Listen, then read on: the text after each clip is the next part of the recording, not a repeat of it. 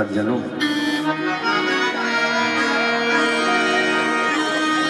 भागीरथी के पावन तट पर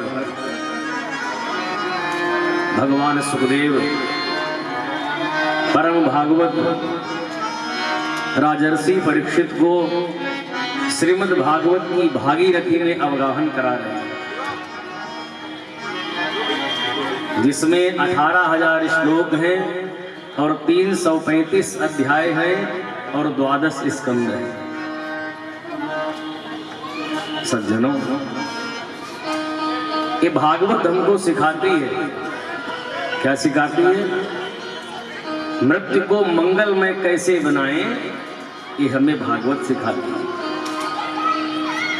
क्या करना चाहिए, ये रामचरितमानस सिखाती है। क्या नहीं करना चाहिए, ये महाभारत सिखाती है। और कैसे मरना चाहिए, ये भागवत सिखाती है। मृत्यु को मंगलमय बनाने के लिए सबसे उत्तम साधन है भागवत। ऐसी भागवत की भागीरथी में हम सभी बड़भागी हैं जो अवगाहन कर रहे हैं, और आप सभी बहुत भाग्यशाली हैं। कथा कहने से सुनने वाला बड़ा होता है। आप कहेंगे कैसे? आप भगवान के प्रेम में डूबने के लिए स्वतंत्र हैं, लेकिन वक्ता स्वतंत्र नहीं है। अगर आपने भगवान की कोई भावुक लीला सुनी और आप तो प्रेम से गोता लगाएंगे, अगर वक्ता ने अगर गोता लगा दिया तो कथा बीच में ही बंद हो जाएगी। वो समझ सकता है कि हमें किस प्रसंग को स्पर्श करके निकल जाना है। इसलिए वक्ता भगवत प्रेम में डूबने के लिए स्वतंत्र नहीं है, लेकिन सज्जनों, श्रोता स्वतंत्र है। इसलिए कथा को प्रेम से सुनना चाहिए और कथा में छोटे बनकर के आना चाहिए। छोटे बनकर के अगर आओगे तो बड़े बनकर के जाओगे। आप कहेंगे कोई प्रमाण? तो श्री रामचरितमानस में गोस्वामी जी लिखते हैं, एक बार त्रेता जुग माही